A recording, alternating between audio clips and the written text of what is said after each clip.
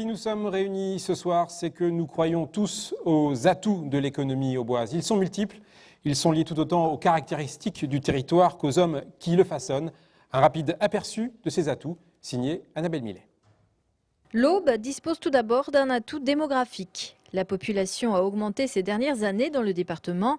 En 8 ans, de 1999 à 2007, seule l'Aube a gagné 2,5% d'habitants, quand partout en région Champagne-Ardenne, l'évolution a été négative à moins 0,4%. Deuxième atout, une situation géographique privilégiée. L'Aube est redevenue un carrefour commerçant en profitant à la fois de sa situation centrale en Europe et de sa proximité avec Paris. Le département dispose par exemple de 150 km d'autoroutes, parfait pour le secteur logistique, d'un port fluvial céréalier, le deuxième de France. Les entreprises auboises peuvent également profiter d'un aéroport de fret à ambition internationale, Vatry, situé à seulement 70 km de Troyes. Une situation qui permet d'attirer les investissements extérieurs. Ainsi, plus de 5000 emplois ont été créés et 500 millions d'euros investis dans l'Aube ces 10 dernières années. L'autre force du département, c'est l'esprit d'entreprise. Entre 2003 et 2008, les créations d'entreprises ont augmenté de 66%. Plus de 700 entreprises ont ainsi été créées en 2007 dans l'Aube. Autre atout de l'économie auboise, l'export. L'an passé, les exportations ont représenté 1 287 millions d'euros, un solde positif de 26 millions par rapport aux importations. Tous les départements ne peuvent pas en dire autant. Les atouts de l'économie auboise, parlons-en avec nos invités qui connaissent bien notre département. Tout d'abord, Dominique Lemel, vous êtes le président de la CCI. Quel est l'atout principal que vous retiendriez aujourd'hui ? L'atout principal, c'est de jouer en équipe, c'est de jouer en réseau. C'est clair qu'aujourd'hui, quand un entrepreneur veut venir dans le département, il pose globalement 3 questions. D'abord, il veut savoir s'il y a du disponible. Et aujourd'hui, tous les acteurs économiques, locaux, collectivités ont constitué du disponible. La deuxième chose, c'est que les gens demandent s'il y a des études supérieures, parce que ça crée une dynamique, quelque chose qui les intéresse pour leur cadre, pour leurs enfants. Et la troisième chose, c'est est-ce que je vais gagner du temps pour sortir mon dossier si je viens chez vous ? Et le fait d'avoir joué en équipe et en réseau au travers notamment du guichet unique et d'Aube Développement joue effectivement sur des atouts qui sont très intéressants. Alors, développement, parlons-en. Nous avons son directeur, Bernard Castin. Quels atouts vous mettez en avant quand vous avez une entreprise qui souhaiterait investir, s'implanter dans l'Aube? Et à quels atouts sont-elles sensibles, ces entreprises? Alors, ça va être très difficile de répondre parce que vous m'avez demandé de faire très court.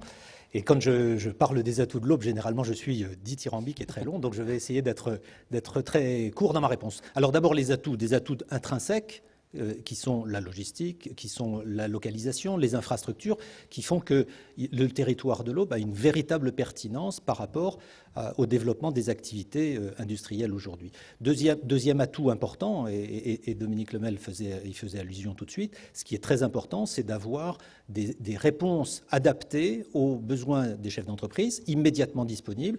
Et c'est vrai que ce territoire a su, dans ces dernières années, mettre à disposition des chefs d'entreprise un ensemble d'infrastructures, de parcs d'activités thématiques, complémentaires les uns des autres, pour pouvoir accueillir qui des activités industrielles, qui des activités logistiques, qui des activités d'innovation et de technologie. Autrement dit, donc, une panoplie de réponses parfaitement adaptées aux besoins des chefs d'entreprise. Alors une entreprise qui symbolise les atouts de l'économie auboise, c'est Rivia. Rivia qui exerce son activité dans un secteur qui a connu les difficultés que l'on sait, le textile. Michel Vernier, bonsoir. Vous êtes le nouveau président de Rivia. Votre entreprise a su s'adapter à un nouvel environnement économique. Eh bien oui. Effectivement, au départ, nous avons racheté une entreprise, enfin une marque, autour de laquelle nous avons bâti une entreprise. Nous avons analysé le potentiel, fait une stratégie d'entreprise, et aujourd'hui, nous avons pu passer de 6 millions à 26 millions uniquement en nous adaptant au marché. L'organisation, c'est comment dans votre entreprise? Qui fait quoi? Qui fait quoi? Entre peut-être une sorte de tête pensante à 3, des têtes pensantes à 3 et peut-être... Ah non, pas du tout. Les têtes pensantes sont à 3 et bien entendu, nous avons des agents à export en France.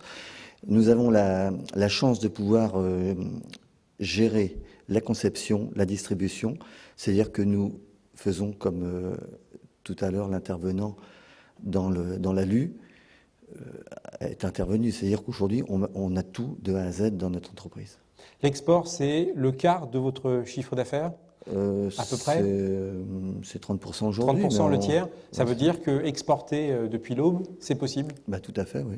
Et en plus, j'attire l'attention sur le fait qu'on a démarré l'export il y a 5 saisons. Il y a 2 ans et demi, on n'avait rien et aujourd'hui on fait 7 millions. L'export, c'est également un enjeu essentiel, hein, Dominique Lemel, pour les entreprises auboises. C'est-à-dire qu'on est au carrefour historique de régions. On a longtemps échangé au travers de l'Europe par cette terre plate où tout le monde passait. Aujourd'hui, ça se reconstitue par les flux. On a les autoroutes, on a les choses qui passent. Donc c'est vrai que le territoire est naturellement ouvert et disponible pour travailler à l'extérieur. Autre atout de l'économie auboise, c'est la création d'entreprises. Entre fin 2002 et fin 2007, comme on l'a vu dans le reportage de Nabel Millet tout à l'heure, la création a fait un bond de 66%. Antoine de Villoutret, vous êtes le président de TF Création depuis quelques années dans l'Aube, mais vous êtes surtout aujourd'hui le président du comité d'agrément d'Aube Initiative, une association soutenue par la CCI qui accorde des prêts d'honneur à de jeunes entreprises. D'après vous, pourquoi l'Aube réussit à créer autant d'entreprises ? Je dirais que c'est surtout une question d'hommes. Ce qui est fascinant à Troyes, quand je suis arrivé pour reprendre TF Création, et ce que je découvre à chaque fois au sein de l'Aube Initiative, c'est qu'il y a des gens qui ont envie de créer, de bouger, et on trouve toutes les compétences. Et si on ne les a pas, il y a toutes les capacités qu'il faut pour se former sur place. Les gens y arrivent très bien et on a vraiment à sa disposition tout le réseau et tous les systèmes nécessaires à ça. Et derrière, naturellement, les gens, en fait, trouvent les moyens de créer. Bruno, l'un des enjeux majeurs dans les prochaines années, c'est également la reprise d'entreprises. 35% des entreprises françaises devront être cédées d'ici 2016, c'est bientôt. Alors, il y a des atouts dans l'Aube pour que ce passage de relais se passe mieux qu'ailleurs. Pierre Fornazari, vous êtes président de SAT Manager, vous êtes un observateur un petit peu de cette transmission d'expérience au travers de votre entreprise, mais également au travers des journées Plug and Start, dont vous êtes l'un des parrains. Vous êtes optimiste pour l'avenir, pour ces reprises d'entreprises ? Absolument, très optimiste sur l'avenir. Il y a des atouts incontestables à créer une entreprise, mais il y a des atouts encore plus forts à reprendre des entreprises existantes. Ça évite des embûches. Bien souvent, le tissu économique est là, il s'y prête.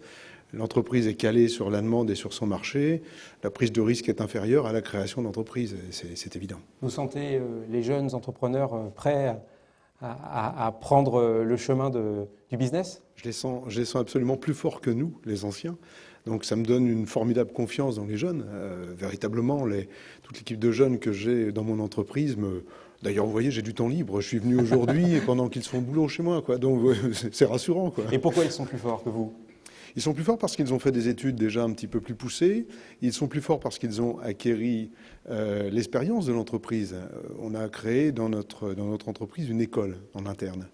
Donc on partage des choses collectives pour rendre l'entreprise forte collectivement et non pas des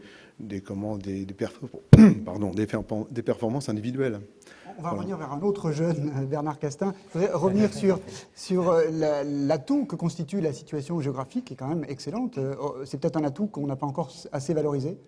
Aujourd'hui, clairement, les besoins des entreprises s'expriment de deux façons. Soit on a une spécialité technologique, on a besoin d'un environnement très fort, et les pôles de compétitivité sont une réponse. Sur notre territoire, on a la chance d'avoir un pôle de compétitivité, industrie et agro-ressources, qui est véritablement un vecteur de dynamisation. On l'a vu sur quelques grandes implantations de ces dernières années.